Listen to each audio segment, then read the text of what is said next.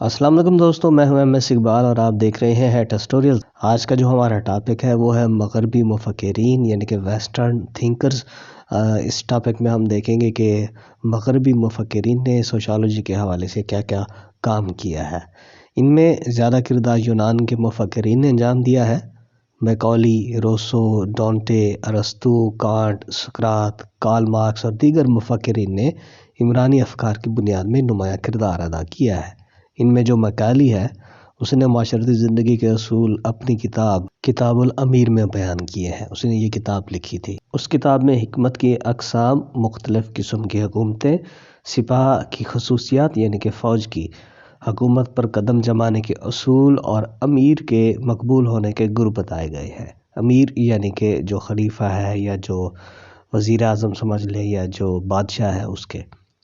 اس کتاب میں فلسفیانہ خیالات کو زیادہ دخل دیا گیا ہے۔ اس کے بعد ہم بات کرتے ہیں کارل مارکس کی۔ کارل مارکس نے معاشرے کو دولت کی غیر مساوی تقسیم پر مختلف جماعتوں میں تقسیم کیا ہے کہ معاشرے کی جماعتوں میں امتیاز یعنی کہ فرق ان میں جنگ و جدل کا باعث بنتا ہے، یعنی کہ معاشرے میں عدم تنظیم رہتی ہے، معاشرہ ہر گاہ مسائل کا شکار رہتا ہے۔ یہ خیالات کارل مارکس کے ہیں، یعنی کہ وہ کہتا تھا کہ یہ جو دولت کی غیر مساوی تقسیم ہے یہ لوگوں میں تصادم کی وجہ بنتا ہے۔ ارسطو اور افلاطون نے سیاست پر فلسفیانہ نظریات قائم کیے ہیں۔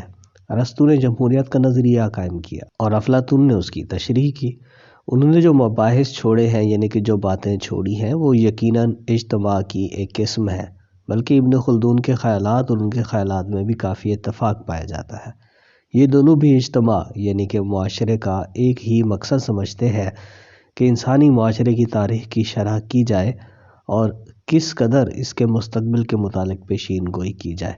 یعنی کہ وہ کہتے تھے کہ بھئی جو انسان کا معاشرہ ہے یا جو انسانی تاریخ ہے اس کی تشریح کی جائے اور انسانی تاریخ کو سمجھ کر آگے جو مستقبل میں آنے والے فیصلے ہیں وہ کیے جائے۔ ابن خلدون کا مقصد بھی ہو بہو یہی تھا۔ تھامس ہابز کا خیال ہے کہ سلامتی اور امن کی ضرورت ان کو جمع کرتی ہے، البتہ جب اجتماع کی بنیاد قائم ہو جاتی ہے تو افراد میں باہمی تصادم ہوتا ہے، یعنی کہ دوبارہ وہ لڑنے لگتے ہیں۔ ان میں مخفی دشمنی کے جذبات ابھرتے ہیں، یعنی کہ دشمنی چھپی ہوتی ہے بعد میں وہ سامنے آ جاتی ہے، اور یہاں قانون اور با اقتدار حکومت کی ضرورت پیش آتی ہے جو ان تشدد آمیز خواہشوں کا خاتمہ کر دے۔ نیز مانٹسکو بھی یہی وجہ بیان کرتا ہے، لیکن یہ وجہ ابن خلدون کے ہاں زیادہ سادہ پائی جاتی ہے۔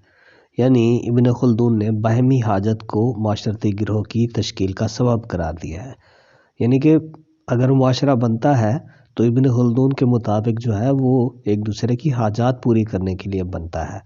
تو ہابز اور مانٹسکو نے امن و سلامتی کی ضرورت کو گروہی زندگی کا مقصد قرار دیا ہے۔ اس کے بعد ہم آخر میں بات کرتے ہیں کنفیوشس کی۔